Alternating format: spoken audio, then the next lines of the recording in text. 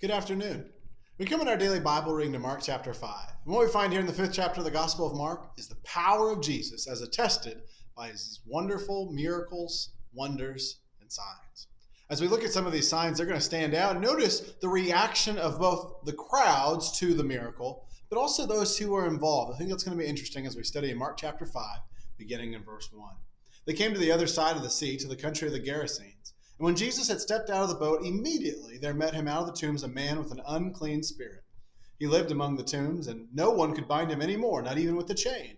For he had often been bound with shackles and chains, but he wrenched the chains apart, and he broke the shackles in pieces. No one had the strength to subdue him. Night and day among the tombs and on the mountains, he was always crying out and cutting himself with stones. And when he saw Jesus from afar, he ran and fell down before him, and crying out with a loud voice, he said, "What have you to do with me, Jesus, Son of the Most High God? I adjure you by God, do not torment me." For he was saying to him, "Come out of the man, you unclean spirit." And Jesus asked him, "What is your name?" He replied, "My name is Legion, for we are many." And he begged him earnestly not to send them out of the country. Now a great herd of pigs was feeding there on the hillside, and they begged him, saying, "Send us to the pigs, let us enter them." So he gave them permission, and the unclean spirits came out and entered the pigs, and the herd, numbering about 2,000, rushed down the steep bank into the sea and drowned in the sea. The herdsmen fled and told it in the city and in the country, and people came to see what it was that had happened. And they came to Jesus and saw the demon-possessed man, the one who had had the legion, sitting there, clothed and in his right mind. And they were afraid. And those who had seen it described to them what had happened to the demon-possessed man and to the pigs. And they began to beg Jesus to depart from their region. As he was getting into the boat, the man who had been possessed with demons begged him that he might be with them, and he did not permit him, but said to him, "Go home to your friends and tell them how much the Lord has done for you, and how he has had mercy on you." And he went away and began to proclaim in the Decapolis how much Jesus had done for him, and everyone marveled. As we look at this first story in Mark chapter 5, we recognize that Jesus, right off the bat, is approached with something pretty frightening. In verse 2, notice Jesus had stepped out of the boat. Immediately there met him a man out of the tombs with an unclean spirit. Isn't that pretty amazing? Here is this man who is for Jesus right away.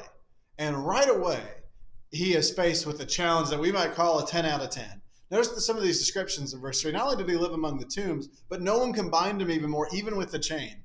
And how bad was it for him? He wrenched the chains apart and he broke the shackles in pieces. Verse 5, he was always crying out and cutting himself with stones. This man was suffering, and Jesus was his only hope.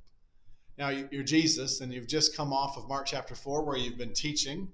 And in fact, even the incident in Mark chapter 4 ends with Jesus calming a storm and rebuking those who are with them by saying, "Why are you so afraid? Have you still no faith?" No recognition that Jesus could take care of everything. And while that's a relatable story and part of yesterday's Bible reading, today we're going to fixate on the way that this man greets Jesus. In verse 7, crying out with a loud voice, he said, "What have you to do with me, Jesus, Son of the Most High God? I adjure you by God, do not torment me." Now, it's interesting that we have to understand that this man is obviously not in his right mind. Why? Because he's being controlled in large part by these demons, by what we know as Legion. And so we think about this encounter of Jesus with this demon-possessed man, but even notice that regardless of who is attributed this phrase, the way Jesus is greeted in verse 7, "Son of the Most High God," and there's this concern that he could or would torment me. Think about the recognition that takes to say that Jesus not only could heal this demon-possessed man, but from a demon perspective, here is this man recognizing that, well, he wants to be healed. The demons just want to be left alone because they recognize Jesus is powerful and he is mighty. And so they are afraid of what he could do to them. Notice what Jesus says in verse 9. He says, "What is your name?" And then what does he do in verse 13? He gave them permission to enter the pigs, and they go down and drown in the sea. So he heals this man. You think about the way that this would change this man's life. And I want to follow two reactions to the story. The first one is of the man who was healed, and the second of the group around. Now, we think about the man who was healed. He has what we might call a predictable reaction. He is amazed. He is thankful. And notice what he's willing to do based upon his thankfulness. Well, first of all, he goes and becomes right in the mind. In verse 15, he's clothed in his right mind. And then in verse 18, as Jesus is getting into the boat, what does the man do?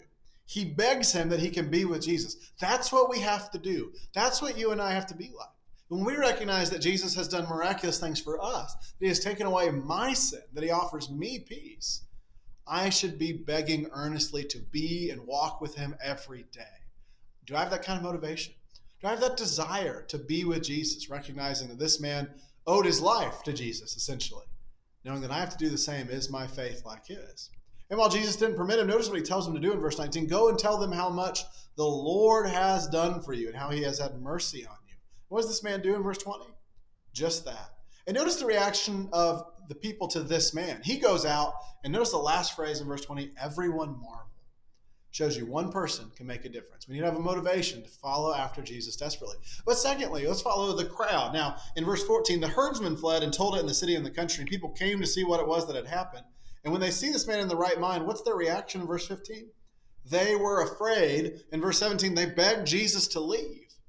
Now, a couple of thoughts there. One is, it looks like Jesus just drowned all their pigs. And so that's not good for business, and that's not someone you'd want around. But it's also frightening that here's this man who is demon-possessed, so much so that basically no one can bind him or take care of him or help him, or at least was willing to and able to. And Jesus not only heals him, casts those demons out, but he sends them into the pigs, who then go and drown themselves. This could be frightening. The power of Jesus is real.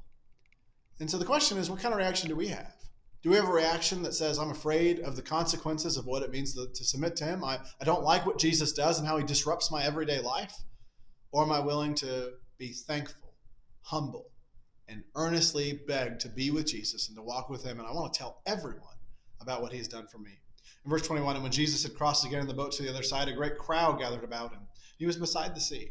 Then came out one of the synagogue, the rulers of the synagogue, Jairus by name, and seeing him, he fell at his feet and implored him earnestly, saying, my little daughter is at the point of death.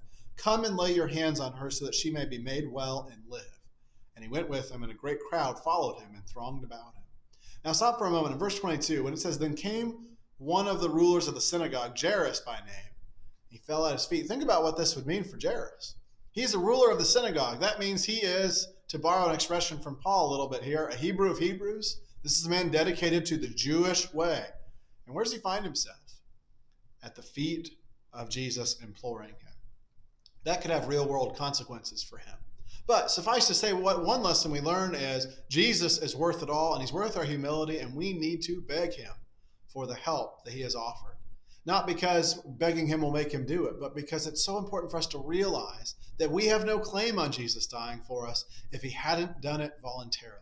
If he hadn't done it for us. It is within Jesus' power to save, and thanks be to God that that was his plan, and he did just that for us. He was crucified, and he was resurrected so that we might live. We need to have this man's humility and faith. Now, what is he concerned about? Verse 23, his daughter's at the point of death, and he says, Jesus, you can make her well and live. And so he goes with them. And so here's this great crowd. In verse 25, there was a woman who had had a discharge of blood for 12 years, who had suffered much under many physicians, and had spent all that she had, and was no better, but rather grew worse. She had heard the reports about Jesus and came up behind him in the crowd and touched his garment. For she said, if I touch even his garments, I will be made well. And immediately the flow of blood dried up, and she felt in her body that she was healed of her disease. And Jesus, perceiving in himself that power had gone out from him, immediately turned about in the crowd and said, who touched my garments?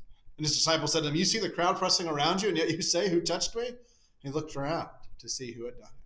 But the woman, knowing what had happened to her, came in fear and trembling, and fell down before him and told him the whole truth. And he said to her, daughter, your faith has made you well. Go in peace and be healed of your disease. Now here's a question. What role did her faith play, and what role did Jesus play in her being healed? Well, he says, your faith has made you well. In what way? Well, certainly it's Jesus' power. It was his miracle. But notice what she recognizes about herself in verse 27. She had heard about Jesus. In verse 28, she says, if I touch even his garments, I will be made well. That is faith. That number one, Jesus can heal me. But number two, he's worth the effort. I can get to him. This would be a struggle. In fact, how thick was the crowd that when Jesus said, who touched me? The disciples were like, how are we supposed to know that? You're seeing who's around you, right? We have no idea. But this woman knew that Jesus was worth it. What are we learning so far in Mark chapter 5? Jesus is worth all of our efforts. He can take care of all of our problems if we'll simply humble ourselves and seek after him with all that we are. Verse 35, while he was still speaking, there came from the ruler's house some who said, your daughter is dead. Why trouble the teacher any further? But overhearing what they said, Jesus said to the ruler of the synagogue, do not fear, only believe. And he allowed no one to follow him except Peter and James and John, the brother of James. They came to the house of the ruler of the synagogue, and Jesus saw a commotion, people weeping and wailing loudly. When he had entered, he said to them, "Why are you making a commotion and weeping? The child is not dead, but sleeping." And they laughed at him. But he put them all outside and took the child's father and mother and those who were with him and went in where the child was. Taking her by the hand, he said to her, "Talitha cumi," which means, "Little girl, I say to you, arise." And immediately the girl got up and began walking, for she was 12 years of age. They were immediately overcome with amazement, and he strictly charged them that no one should know this, and told them to give her something to eat. So in Mark chapter 5, we learn that Jesus can once again cast out the demons of one who is oppressed. He can heal this woman with this terrible blood disorder, and yes, he can even prevent one or bring one back from death. As we think about Jesus, though, in these stories, we recognize something unites these three individuals who benefited. In the case of the daughter, her father. It is a faith that Jesus can make them well. And so the question for today's video is, do I have true faith? Because true faith says not only can Jesus forgive me of my sin, not only can Jesus help me, but he will. But what is my end of the spectrum? What is my end of the deal? I have to humbly serve him. I have to put forth effort to sacrifice myself to benefit from what Jesus has done in sacrificing himself. A life of faith means a life of submission, a life of saying, not my will, but thine be done. And if Jesus is all powerful, he's worth it for us if we'll simply trust and obey. I hope you're trusting in God today, and I hope that we can work together to grow in our faith and grow in our trust of Jesus Christ, our Savior and Lord. We'll join us tomorrow as we study Mark chapter 6.